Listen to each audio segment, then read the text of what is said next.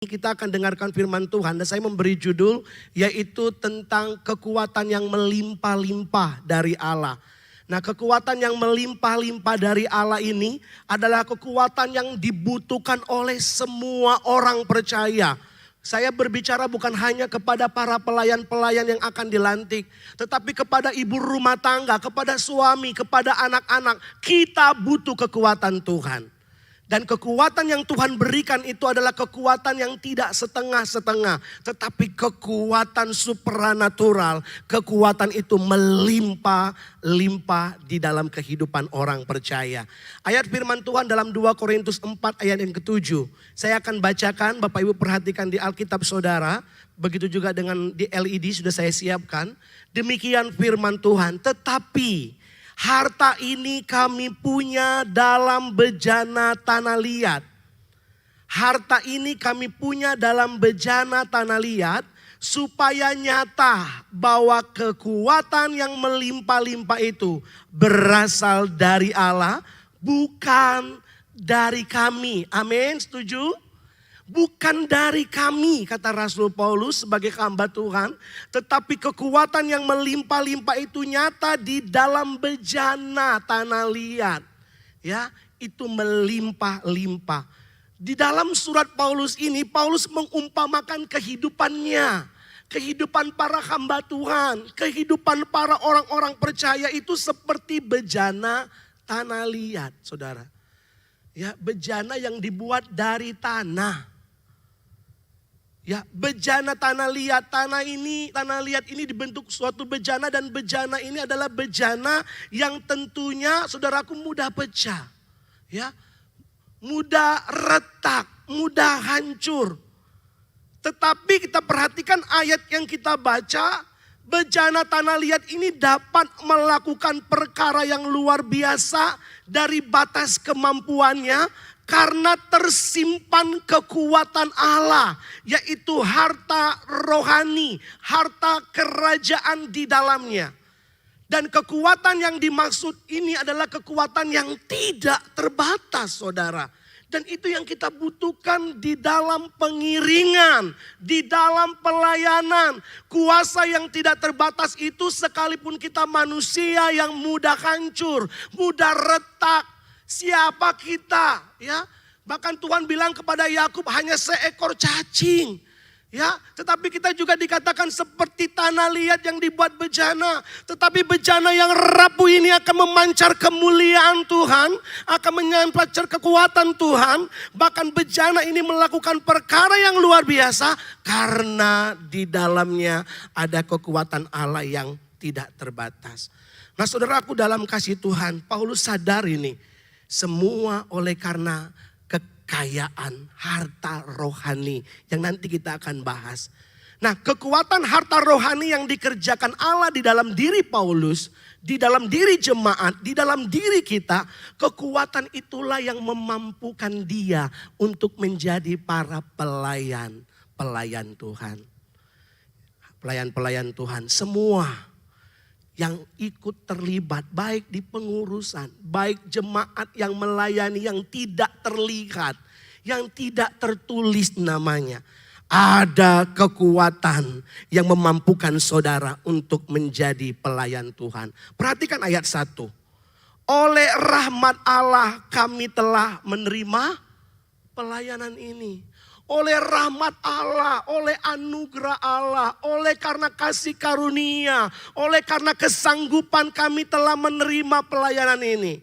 Oleh karena itu kami tidak tawar hati. Amsal katakan orang yang tawar hati maka kecillah kekuatannya. Bagaimana bisa melayani kalau kekuatan mentalnya saja tidak kuat, saudaraku. Mudah tawar hati. Tentunya menjadi pelayan adalah suatu kehormatan, bukan beban. Amin. Saudara yang siap dilantik, suatu kehormatan untuk melayani Tuhan. Amin. Jemaat Tuhan juga yang terlibat dalam melayani justru bangga, saudara. Karena saudara diberi kepercayaan untuk melayani seluas-luasnya apa yang Tuhan percayakan dalam hidup saudara.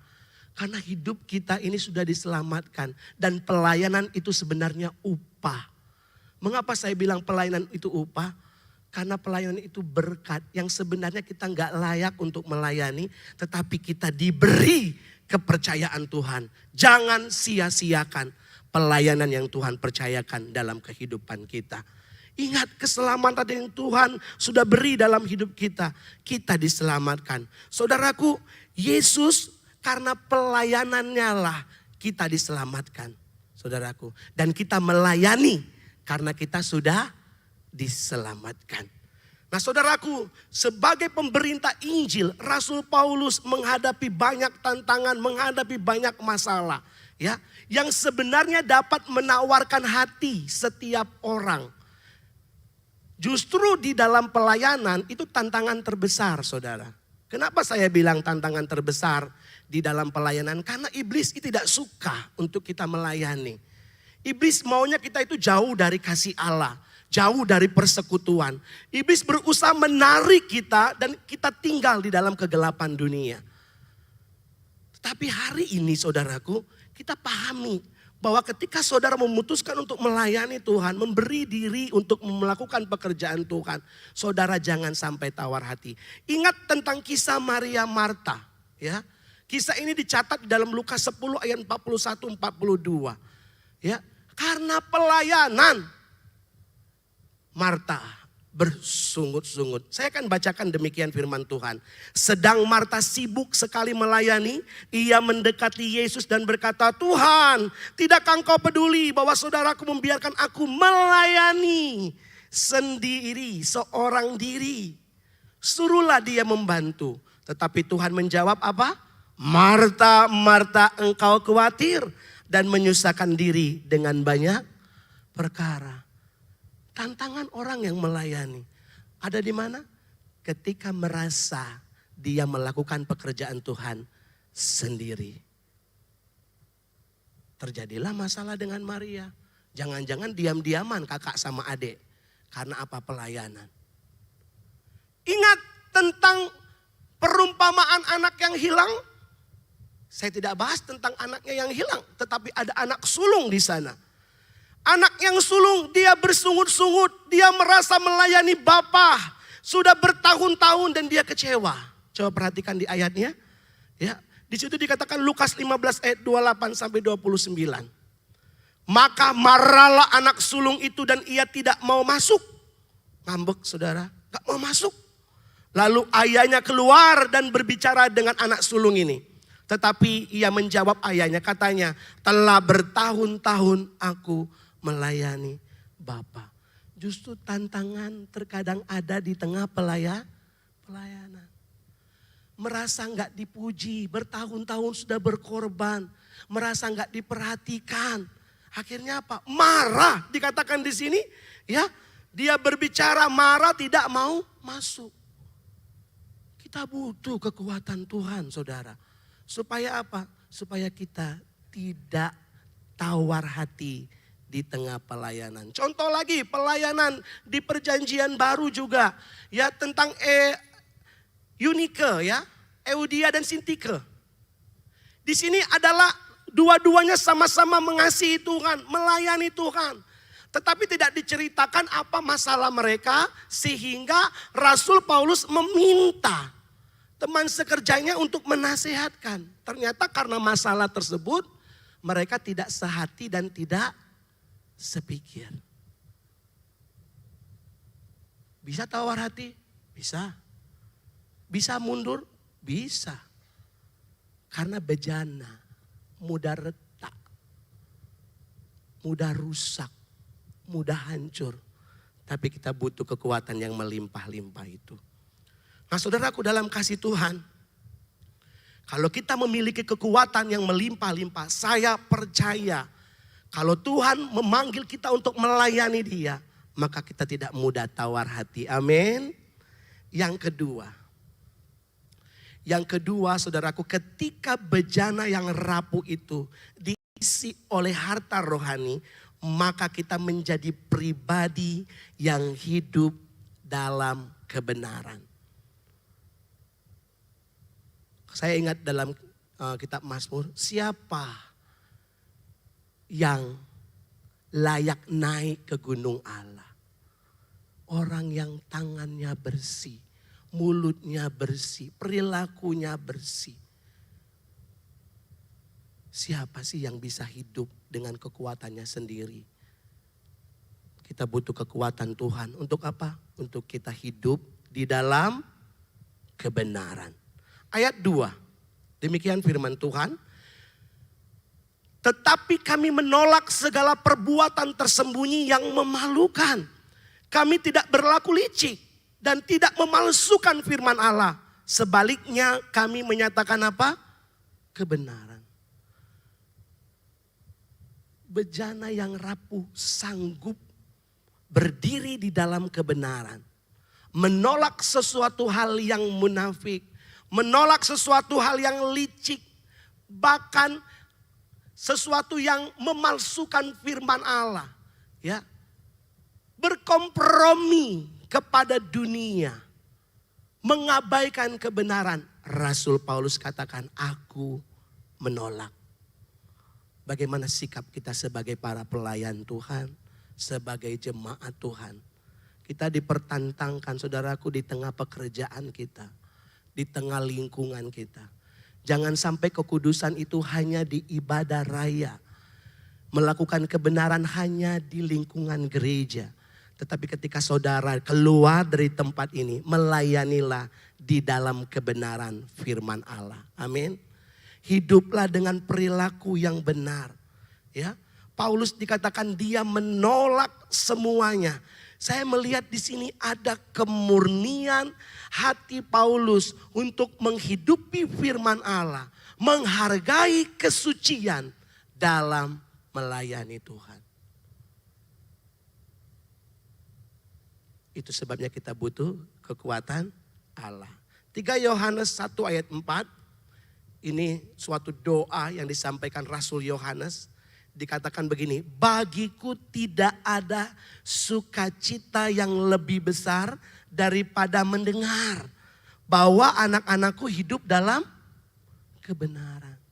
Gembala saudara bangga, senang kalau jemaat yang dipercayakan hidup dalam kebenaran. Kita yang punya anak pun senang kalau anak-anak kita hidup dalam kebenaran. Jemaat pun senang kalau pelayan-pelayan Tuhan yang akan melayani ini hidup dalam kebenaran. Kami pun senang kalau kita sama-sama bersatu, berkomitmen hidup dalam kebenaran. Dalam pelayanan terkadang ada motivasi-motivasi yang akan merusak kemurnian hati saudara.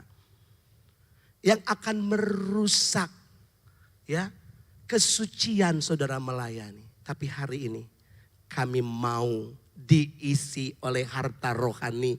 Harta itulah yang berlimpah-limpah kekuatan Allah yang memampukan aku, memampukan kita. Untuk apa? Menolak segala sesuatu yang tidak benar dan melakukan kebenaran. Hidup dalam kebenaran. Bukan hanya saja kita berdoa, beribadah, berbahasa roh, aktif melayani. Tetapi hidup dengan benar dalam setiap aspek hidup kita. Baik di pekerjaan, sebagai anak-anak di sekolah, sebagai karyawan jujur saja. Ya, bekerjalah dengan jujur saudara. Sebelum saya sekolah Alkitab, saya bekerja juga saudaraku dengan jemaat ya. Kami tinggal di salah satu kota di Sumatera Selatan, namanya Kota Lubuk Linggau. Saya bekerja sama jemaat juga dengan toko yang sangat besar. Tetapi ada karyawan-karyawan yang tidak jujur. Ya, mengambil HP, mengambil jam mahal, mengambil senapan angin, receiver, itu saya lihat saudaraku. Mereka lakukan kejahatan dengan sembunyi-sembunyi. Kalau ada barang keluar mereka masukkan ke dalam barang itu. Dan majikan tidak tahu ada barang yang tersembunyi di dalamnya. Saudaraku, hal yang seperti ini Tuhan tidak suka. Sekalipun kita menderita karena kebenaran. Tetapi percayalah upah saudara lebih besar daripada kekayaan dunia. Amin. Itu sebabnya punya komitmen minta kemampuan Tuhan untuk kita hidup dalam kebenaran. Tahun 2012 saya pernah pulang Dan saya melihat orang-orang yang seperti ini adalah orang-orang yang tidak bertahan. Ada yang stroke, ada yang berkekurangan, tidak mendapatkan kesuksesan. Karena apa? Didasari dengan hal yang tidak benar.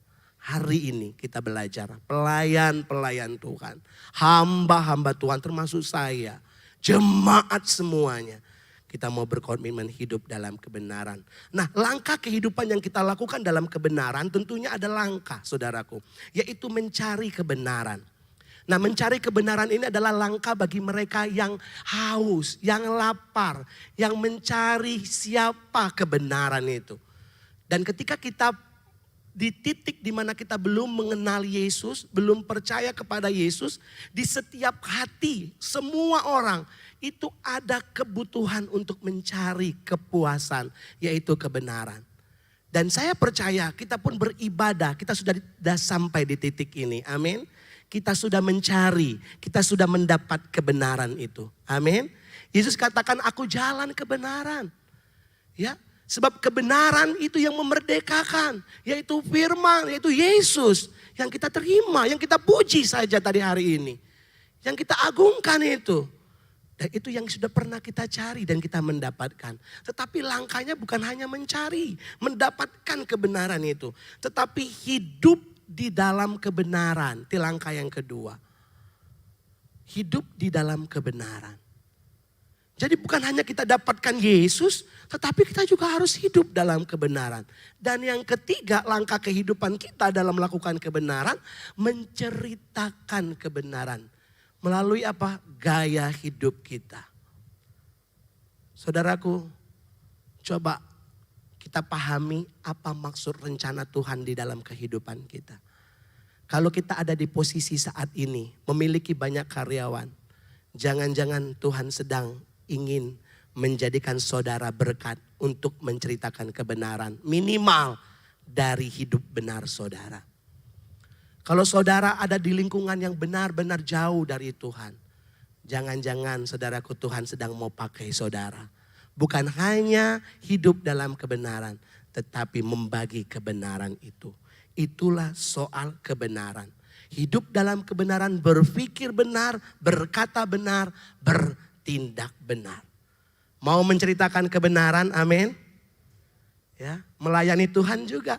Melayani dengan kebenaran. Nah saudaraku yang ketiga. Yang ketiga, bejana yang rapuh ini, bejana yang mudah retak ini dimampukan dengan kekuatan Allah untuk meninggikan dan mempermuliakan nama Yesus. Ya, terkadang kalau kita nggak sadar siapa kita, ya tanah, kita ini tanah, dibuat Allah dari debu dan tanah. Kalau kita nggak sadar saudaraku, kita bisa sombong. Kata orang bilang sombong sekali. Ya, kita ini bejana yang rapuh. Tetapi kalau ada harta rohani yang memenuhi bejana itu, segala sesuatu yang kita dapat, kita capai, kita lakukan, pelayanan yang kita kerjakan, kita akan berusaha bukan untuk kepentinganku, bukan untuk mencari kemuliaan, mencari pujian, tetapi untuk meninggikan dan mempermuliakan nama Yesus. Di dalam ayat 5, perhatikan. Sebab bukan diri kami yang kami beritakan. Ya.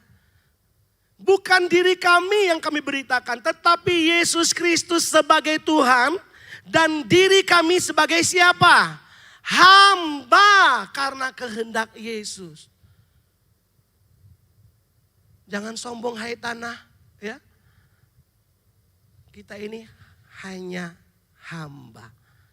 Jadi kalau dipercayakan pelayanan, berusaha lakukan untuk meninggikan. Karena saatnya suatu saat nanti ketika Tuhan bilang sabaslah hambaku yang baik dan setia. Barulah saudara mendapatkan kemuliaan dari raja di atas segala raja. Amin. Itu sebabnya yang saudara kerjakan, yang saudara dipercayakan. Baik di rumah tangga, di pelayanan saudara. Meninggikan dan mempermuliakan nama Yesus. Tujuan hidup Paulus saudaraku dari ayat ini. Ya, biarlah tuannya dikenal terkenal sebagai Mesias, sebagai Raja, sebagai Juru Selamat, sebagai Tuhan yang benar. Kolose 3 ayat 24, saya kutip di bagian yang terakhir dari Kolose 3 ayat 24. Kristus adalah Tuhan dan kamu adalah hamba-hambanya. Kamunya kita ganti saya ya. Yuk 1, 2, 3. Kristus adalah Tuhan dan saya adalah. Saya percaya tidak ada sedikit niat pun untuk saudara mencuri kata orang kemuliaan Tuhan. Untuk mendapat pujian. Kalau dapat pujian tidak kita cari ya, bersyukur, kembalikan kemuliaan buat Tuhan. Tetapi jangan berusaha bagaimana saya dikenal. Jangan berusaha bagaimana saya dipuji. Tetapi biarlah Dia yang ditinggikan. Karena apa? Kristus Tuhan, saya hambanya. 2 Korintus 4 ayat 7, ayat pokok tadi dikatakan apa? Tetapi harta ini kami punya dalam bejana tanah liat supaya apa? Supaya nyata, bukan sayanya yang nyata. Bukan akunya, bukan egonya yang nyata. Tetapi siapa yang nyata? Kekuatan yang melimpah-limpah itu keluar. Nyata saudaraku. Dan kalau itu nyata, Yesus akan terus ditinggikan. Ketika Yesus ditinggikan, maka pelayanan saudara membawa jiwa-jiwa yang luar biasa.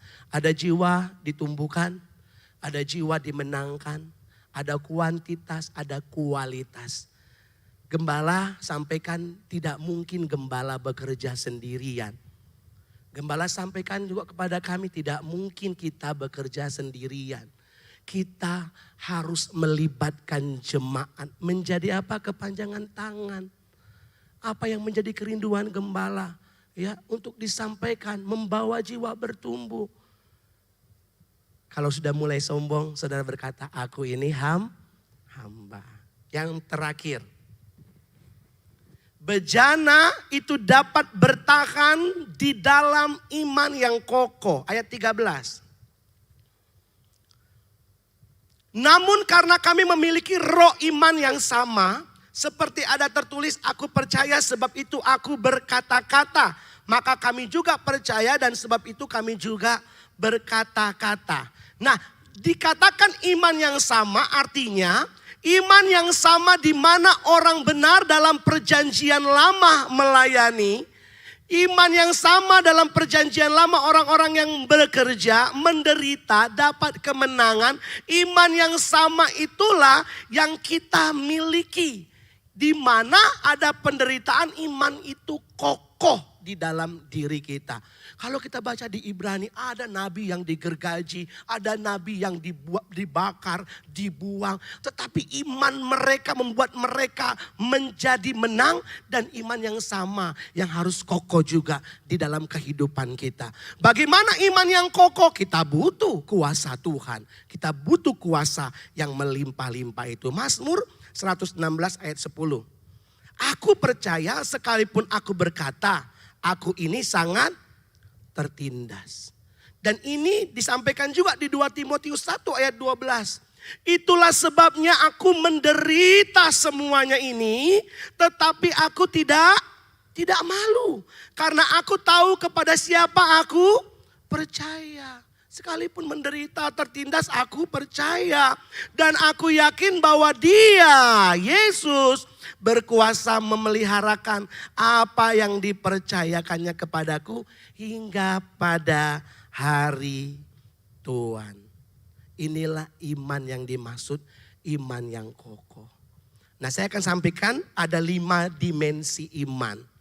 Nah, ini perlu kita ketahui karena di dalamnya ada iman yang kokoh ya. Dimensi iman. Iman yang pertama, iman yang menyelamatkan. Nanti saudara buka di rumah Roma 12 ayat 3, Efesus 2 ayat 8 sampai 9. Dan iman ini adalah di mana kita dasar untuk kita boleh diselamatkan. Kita percaya ya, lalu Tuhan memberikan keselamatan kepada kita. Itulah dimensi yang pertama, iman yang menyelamatkan. Dimensi yang kedua, buah-buah iman. Adalah iman yang aktif. Yang tadinya pasif, menerima dengan iman, percaya aku diselamatkan. Nah, ada iman yang berbuah, iman yang aktif. Artinya iman saudara akan berbuah kalau saudara meresponi firman Allah. Lukas 5 ayat 4 sampai 5. Nanti saudara baca di rumah ya. Di situ setiap orang yang percaya akan perkataan Tuhan akan menghasilkan mujizat.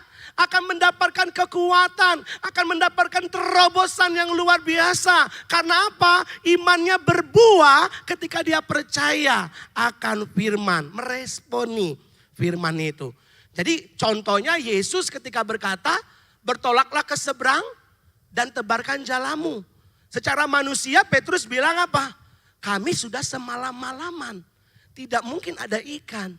Tetapi karena engkau yang menyuruhnya, maka kami pun melakukannya. Dan itu menghasilkan buah dari iman. Itu dimensi yang kedua. Dimensi yang ketiga karunia iman.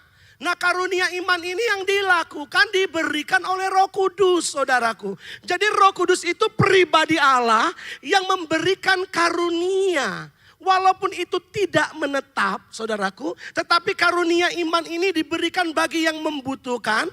Dan karunia iman inilah dapat mengerjakan perkara-perkara yang heran. Ya, saudaraku. Jadi jangan heran, bukan hanya hamba Tuhan. Saudara pun yang percaya minta Roh Kudus beri karunia, maka saudara pun dapat melakukan perkara yang ajaib dan luar biasa sesuai dengan kebutuhan. Apa yang saudara minta terjadilah. Itulah iman atau karunia iman. Dimensi yang keempat, ya, tentang pengajaran iman. Nah, pengajaran iman inilah yang tadi termasuk adalah iman yang kokoh, iman yang bertahan. Ya, pengajaran iman di mana iman yang digunakan untuk bertahan dalam menghadapi kesulitan atau kesukaran. Yudas 1 ayat 3. Ya, di mana iman saudara bertumbuh dengan pengajaran, dengan doktrin, dengan pesan-pesan nabi-nabi, firman Allah. Dan iman itulah yang saudara gunakan untuk saudara tetap kokoh di dalam penderitaan. Mau kokoh di dalam pelayanan? Ini awal, belum lagi dapat kritikan, belum lagi dapat cacian, belum dapat koreksi. Bagus untuk apa? Perkembangan kita.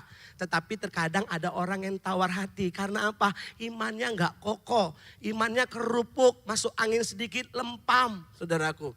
Lempam ya bahasa di sini ya. Oh, lempam. Kalau kami lempam di sana. Bisa saja ya saudara. Nah, artinya gini, jangan sampai hal sepele iblis hembus-hembuskan saudara tawar hati, saudara mundur, aku enggak mau melayani. Tetapi kalau Tuhan sudah percayakan, yuk bergiat-giatlah. Cuman 3 tahun. Kalau Tuhan percayakan lanjut tahun berikutnya. Kalau Tuhan gak percayakan lagi bukan berarti saudara stop melayani. Karena banyak pelayanan di GPDI Mahanaim. Amin. Ya, amin. Itu saudaraku. Terus yang terakhir, iman yang sempurna. Dimensi tadi ya. Iman yang sempurna di dalamnya tidak ada unsur keraguan lagi terhadap Allah dan terhadap firman-Nya. Ya, ini iman yang luar biasa, iman yang sempurna ya, imannya anak Allah. Nah, saudaraku, kita perhatikan kesulitan dari Rasul Paulus dulu. Mengapa dia bisa menghadapi? Karena dia imannya kokoh ya. 2 Korintus 4 ayat 8 tadi, 2 Korintus 4 sekarang ayat 8 sampai 10. Saya akan bacakan. Dalam segala hal kami ditindas. Kami tindasan saat ini mungkin bukan tindasan fisik. Kadang-kadang orang itu mentalnya jatuh cuman tindasan omongan. Ya, tindasan sosial. Ya, yang tadinya dekat karena kita ada salah sedikit dijauhkan, aduh gimana mentalnya. Ya, tindasan ini sering terjadi. Dan Paulus juga pernah ditindas tetapi tidak terjepit. Kami habis akal namun tidak putus asa. Sebagai pelayan Tuhan terkadang habis akal. Sebagai keluarga Kristen habis akal saudaraku. Tetapi tidak putus asa. Lanjut, kami dianiaya namun tidak ditinggal sendirian.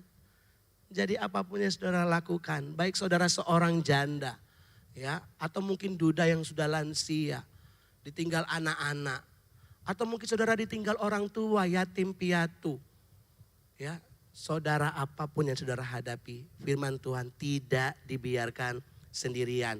Kami dihempas namun tidak binasa. Kami senantiasa membawa kematian Yesus di dalam tubuh kami, supaya kehidupan Yesus menjadi apa? Nyata di dalam tubuh kami. Kok bisa? Ini bukan dongeng. Ini kebenaran bahwa Paulus bisa hadapin ini. Saya percaya kalau saudara berkaca, ya, memang korban yang sempurna, pengorbanan yang sempurna Yesus. Cuman kita ambil aja level di bawahnya, Paulus. Kita berkaca, baca ini.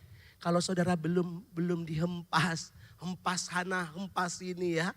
Seperti Paulus, udah jangan tawar hati, jangan mundur. Maju-maju saja, amin. Tuhan selalu serta, nanti satu kali salib digantikan Jadi penderitaan yang engkau alami hari-hari ini tidak melebihi mahkota yang akan saudara terima. Itu sebabnya saudaraku, ini menjadi cermin kita. Jangan cengeng, maju saja, Tuhan selalu beserta. Nah kita masuk harta yang dimaksud tadi, 2 Korintus 4 tadi, harta ini kami punya dalam bejana tanah liat. Bejana yang rapuh, manusia yang dikatakan lemah ini. Tetapi ada harta rohani, harta sorgawi di dalamnya, sehingga ada kekuatan-kekuatan Allah yang melimpah. Yang pertama, ya, yang dimaksud harta di sini, saudaraku, yaitu Injil yang hidup memberi keselamatan. Injil yang Paulus beritakan. Bahkan di ayat yang keempat, ayat ketiga disitu dikatakan ditolak oleh banyak orang. Tetapi Injil itulah, firman Allah itulah yang menjadi harta yang membuat Paulus tetap kuat, kokoh dan terus melayani. Ya, Roma 1 ayat 16 dikatakan sebab aku mempunyai keyakinan yang kokoh dalam Injil. Karena Injil adalah kekuatan Allah yang menyelamatkan setiap orang percaya. Jadi Injil itulah yang menjadi kekuatan di mana kita memperoleh keselamatan. Dan Injil kekuatan Allah itulah yang memampukan kita menjalani kehidupan kita. Dan itulah pribadi Yesus, firman yang menjadi manusia. Harta yang tidak akan lenyap. Siapa? Yesus. Saya suka itu ayat ratapan pasal 3 ayat 25 atau 26. Ya, dikatakan Tuhan adalah bagianku. Tuhan adalah warisanku. Tuhan adalah hartaku satu-satunya. Sekalipun Yerusalem hancur, sekalipun bait Allah hancur, tetapi Tuhan tidak hilang dalam hidupku. Begitu juga dengan hidup kita. Kalau saudara mau kokoh, mau kuat, mau tetap berbuah, tetap melayani, meninggikan nama Yesus, biarlah itu tersimpan di dalam diri kita yang lemah. Tuhan, kami manusia yang lemah, kami butuh pribadimu terus hidup dan tinggal dalam hidup saya. Yang kedua, yaitu pribadi Roh Kudus. Dikatakan Yohanes 14 ayat 16, ia akan memberikan kepadamu seorang penolong yang lain supaya ia menyertai kamu selama-lamanya, yaitu Roh kebenaran. Saya tadi dikatakan, ya saudaraku, setiap hamba Tuhan kayak seperti gembala kami. Kalau bukan hikmat daripada Allah, kalau bukan kemampuan daripada Tuhan, ya. Begitu juga dengan kehidupan kita. Aku ada sampai hari ini semua karena kekuatan Tuhan. Nah, ketika kita sadar ini, maka kita butuh Roh Kudus di dalam pelayanan kita. Roh Kudus itu bukan hanya membawa kita berbahasa roh saja, tetapi Roh Kudus itu yang memimpin kita, saudaraku, untuk melakukan perkara yang luar biasa. Enggak heran ada banyak pelayan-pelayan Tuhan mentok, apalagi ya yang kami ingin lakukan. Seperti apa lagi ya yang harus kita buat? Kita butuh Roh Kudus. Dia yang akan memberikan saudara hikmat. Dia akan saudara berikan kekuatan. Begitu juga dengan rumah tangga, pekerjaan saudara. Roh Kudus itu diberikan tidak terbatas saudaraku. Penuh. Izinkan dia bekerja, memenuhi saudara, memimpin saudara.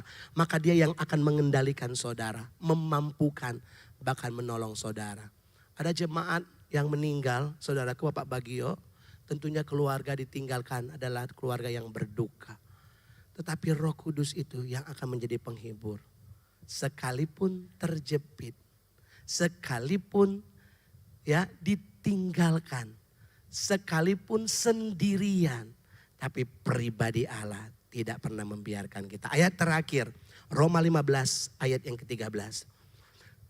Semoga Allah sumber pengharapan memenuhi kamu dengan segala sukacita dan damai sejahtera dalam iman kamu. Supaya oleh apa?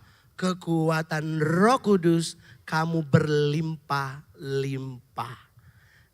Amin. Tadi kekuatan Allah memberikan berlimpah-limpah di dalam kehidupan kita ya. Injil tadi berlimpah-limpah memberikan kita kekuatan. Roh Kudus juga di dalam diri kita memberikan ya berlimpah-limpah di dalam pengharapan. Siang hari ini saudara yang akan dilantik hamba-hamba Tuhan. Saya katakan kita ini hamba-hamba Tuhan. Semua orang percaya adalah hamba-hamba Tuhan. Posisikan diri kita. Kami perlu Yesus.